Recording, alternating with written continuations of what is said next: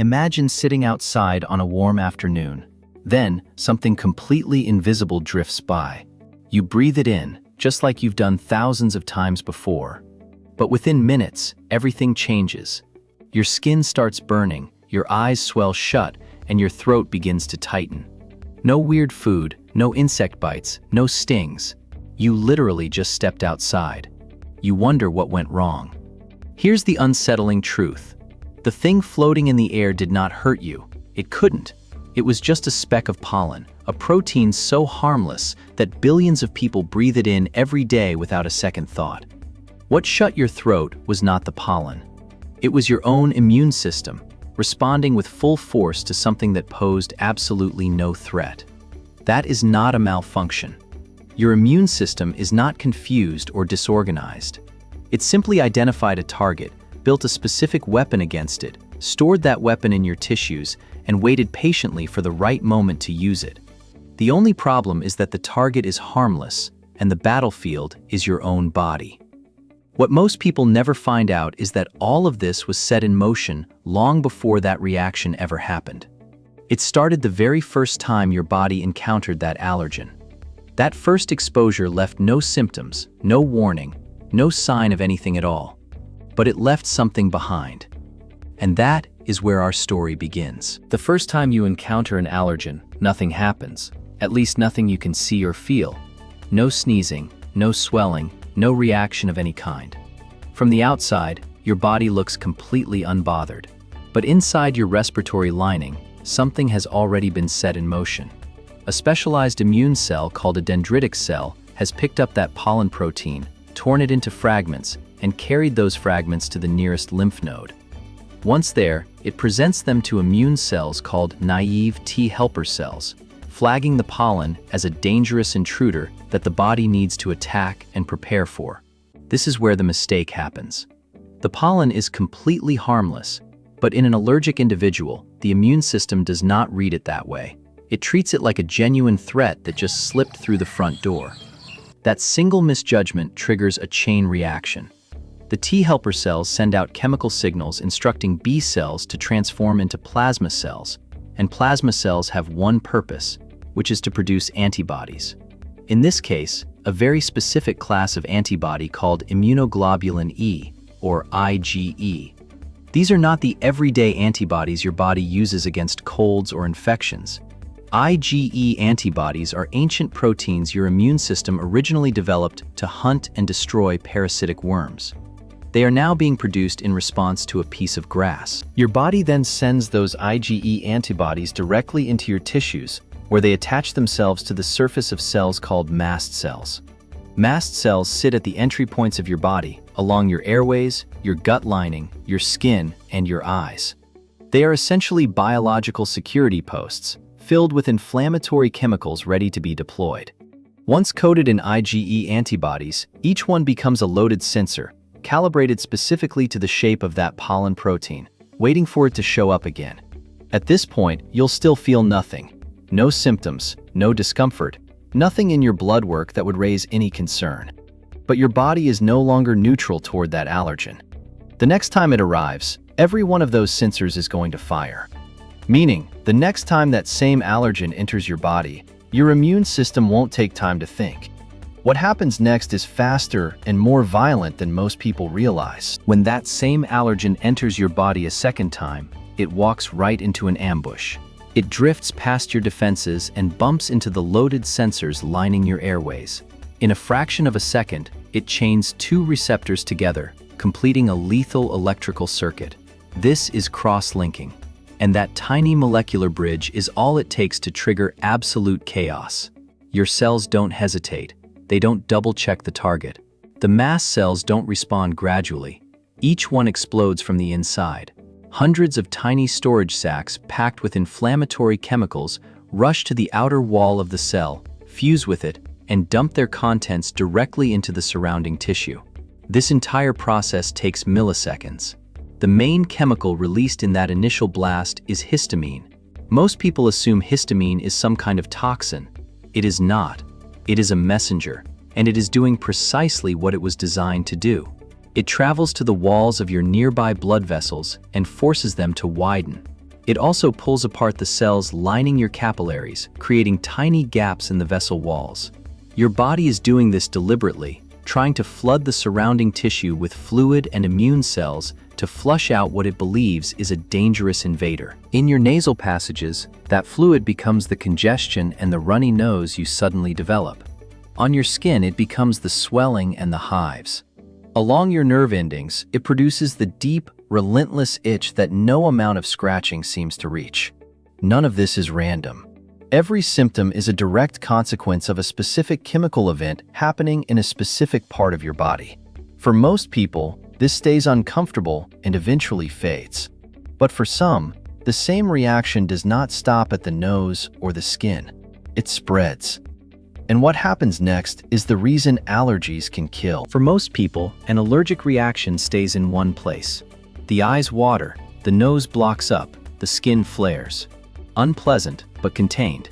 What changes the picture entirely is when the allergen gets directly into the bloodstream, through a bee sting, a food protein that absorbs rapidly, or an injected medication. At that point, it is no longer a local problem. When an allergen hits the bloodstream, it reaches mast cells everywhere in the body instantly, and they all fire simultaneously. Instead of localized swelling, you get a massive chemical explosion in every major tissue. Blood vessels open wide. Fluid pours out into your tissues. Blood pressure drops rapidly, and the brain and heart begin to lose the oxygen supply they depend on to function.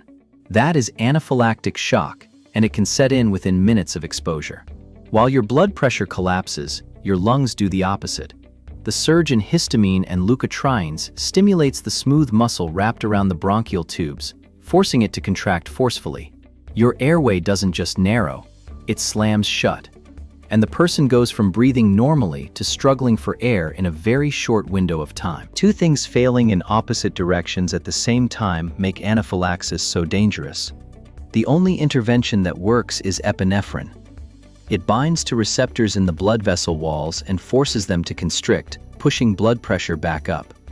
At the same time, it relaxes the muscles strangling the airway and forces it open.